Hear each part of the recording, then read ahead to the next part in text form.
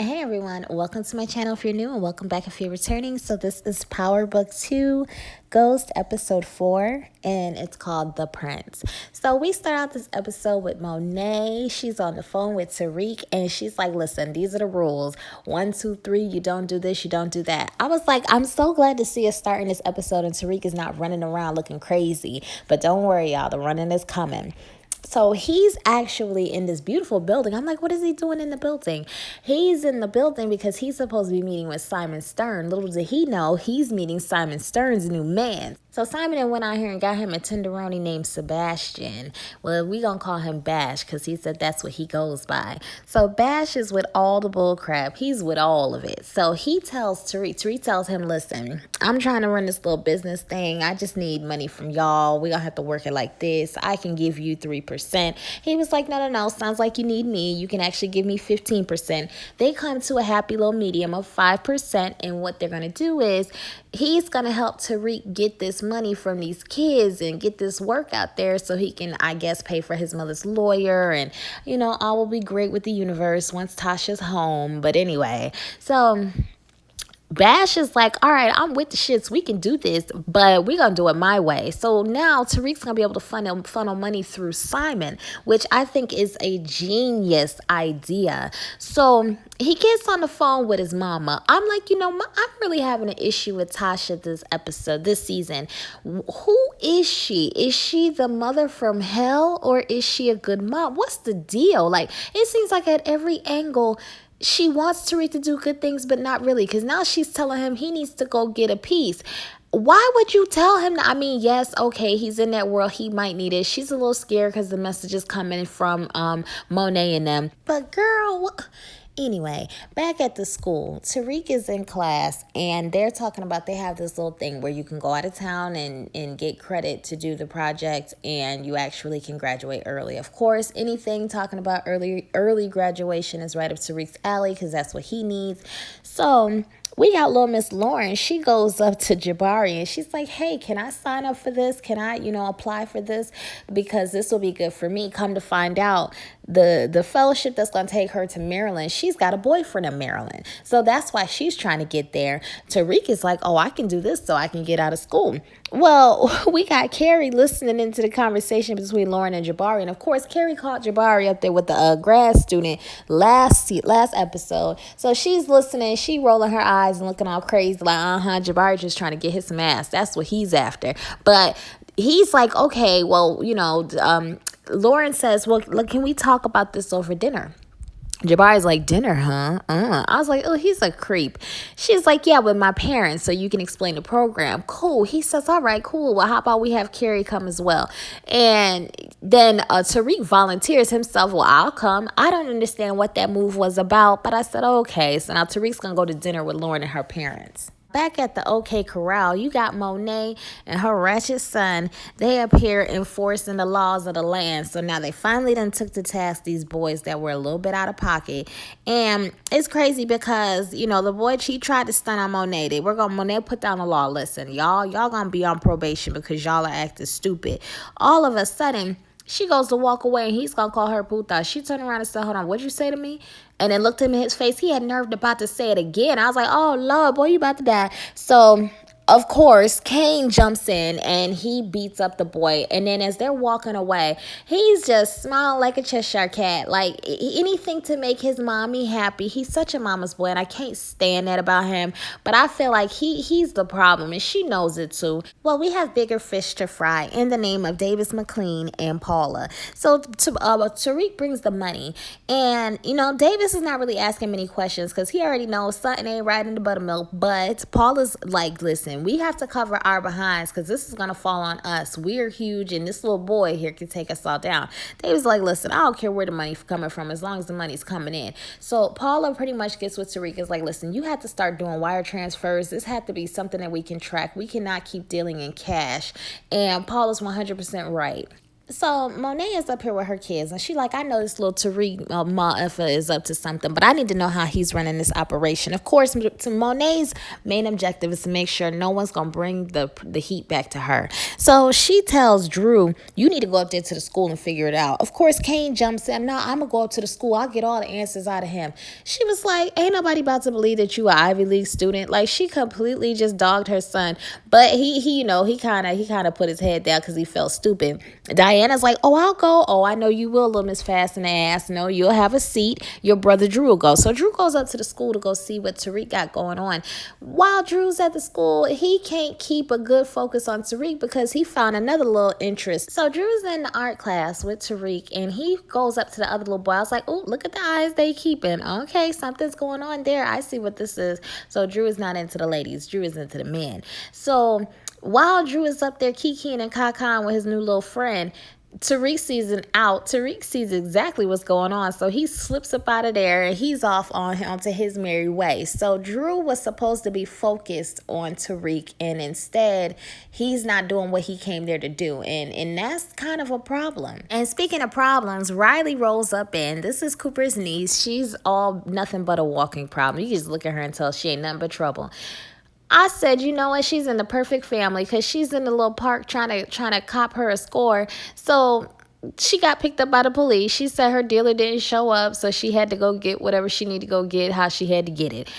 Her uncle, instead of being like, "Listen," he said, "I'm going to tell your moms, and that's going to be that." Instead of him being a good uncle, he sees the opportunity. "Oh, well, my niece is young, and she's into that life, so I'm going to put her on Tariq." Why is he going to put her on Tariq? Because he can't follow Tariq himself legally, because first of all, he's the law, and Tariq is a minor, and that he didn't get a search warrant. He didn't get any type of approval. But, you know, this is just true to form Sachs. Here he goes with his mess. So he got his niece spying on Tariq in a case where this is like huge. This is not no little, "Oh, go see what your brother's doing." But like I said last time, the chickens are gonna come to roost with that damn Sachs. So we got Blanca up in here. I guess it's like a deposition they doing, and McLean is questioning her about Cooper's Sachs and all the little dirty stuff that he did. Unfortunately, everything he did, Blanca was right there going along with it. So she could testify that, yeah, he did take the piece and hide it from Terry Silver, hide it inside of James's hotel room. Yeah, he did kind of coerce Tate into confessing some stuff. Yeah, but you were right there and you allowed it to happen. So now it's like both of y'all have dirty hands, so we can't really blame one. But it does have the judge looking at Sachs like, okay, now I know you dirty, but I can't really prove what's going on here. And that just gives McLean more fuel to go harder because now he knows that Sachs is dirty. And since we're on the whole thing of dirty, here we go. Tate is back in the scene. I'm loving it. Tate goes to the DNC guy, and he was like, "Listen, y'all need to make this go away. I can't testify in this. I don't want no parts in this because I'm going to get up there and tell every bit of how dirty James was and how much of a criminal he was." But the DNC doesn't want Tate to do that. He can't dirty James's name. So he has to testify in a way to not hurt James and to keep himself out of trouble. So what does he do? He decides to get up there and tell McLean and the judge, "Oh, Tasha's the one who forced me to do this or forced me to do that," knowing he's lying. But that's Tate. We know how Tate rolls. Tate is not going to be anybody but Tate.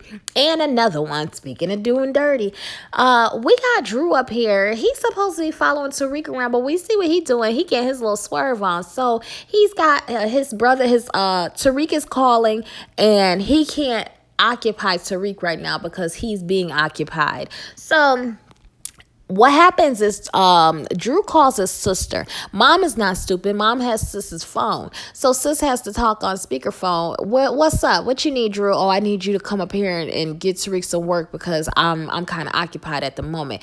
Cool. So now Diana goes up to the school. What I like about Monet is she kind of played it. She didn't go so hard mother at this as she did mother, if that makes sense. Because see, certain mothers would have been like, "Why are you up there? You were supposed to do this, you didn't do that." And then you have other mothers that are like, "You know what, my kids are not perfect, and even though they may slip up, I'm not gonna call them on every little slip up they do." So she knew Drew didn't do right, but she didn't even trip off of that. She told Diana, "Play your part, go up there, and in her mind, I'll deal with Drew when Drew gets home."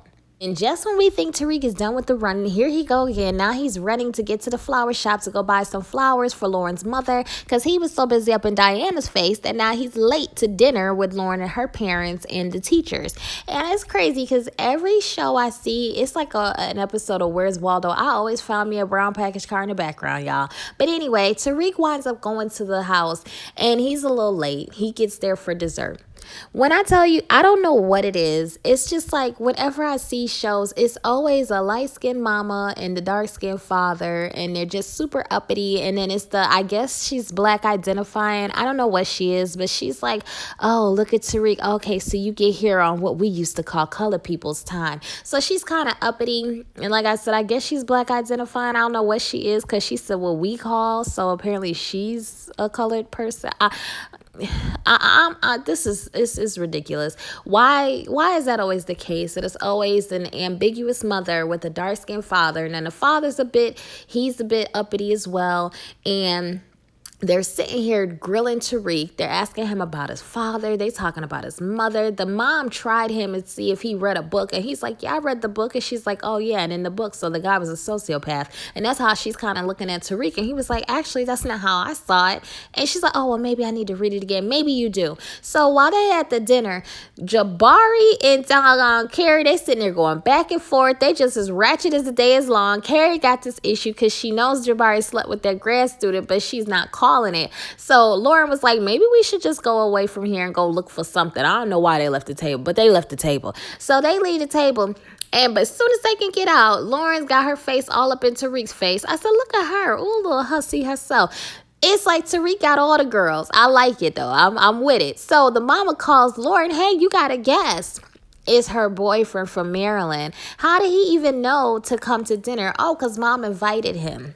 So her man drove all the way from Maryland to come to dinner and see mom loves him. He showed up with flowers. He sees Tariq and threw shade. Oh, is he from the outreach program or what? Are you mentoring him? And she's like, no. So now Lauren has to kind of shade Tariq because her man is there. I say, yeah, he got there right in time because she was about to do some mentoring. But back at the college, I'm like, damn, Jabari's table see more ass than the OBGYN. What is going on? Now he got Carrie up in there. Now I see where her issue is. She definitely is an addict, but it's a lot of frustration, and obviously she loves Jabari. But see, at the dinner, he made a little slick comment talking about, oh yeah, Carrie, you know DAIVS MACLEAN real well, don't you? So apparently she had a little thing with DAIVS MACLEAN. I want to see if that's gonna come out. But these scenes, I'm like, all these little passionate scenes. Where is Dre? Y'all need Dre to show you how to put it down, or y'all need to conjure up Omari, conjure up ghosts from the past, just how y'all used to do. Kanan come back every other episode, and then we had Angela. She had a recurring spot all after her death. She was there on every episode. Y'all need to conjure up ghosts so he can show these dudes how to put it down, because Jabari ain't got no stroke game. I don't know what Carrie doing. This is too much. It's too much, y'all. It's too much. And as soon as I was like, I am so over these scenes, then we got Method Man. He came in there. He looked represented. I was like, okay, well, oh my bad, DAIVS MACLEAN. So he got in there and he did his thing. I don't know, them little flips and transitions were a bit rough, a little bit too aggressive, but I can work with it. I can work with it. So thank you, DAIVS MACLEAN, for coming through. You need to show Jabari how to do this, and oh girl need to show Carrie how you supposed to. Anyway, so I was like, hold on, MACLEAN is married, so his ring is on the table and he's cheating with his girl, his assistant or his partner, whatever she is. I was like, oh gosh, why he gotta be such a sleazeball at every angle? But that body, y'all, that body. Anyway, they're sitting there, they have their session, and it hit both of them. The way that we can take down sex, we need somebody who knows as much as Blanca, but is not in it with him like Blanca was, because Blanca's hands are dirty too.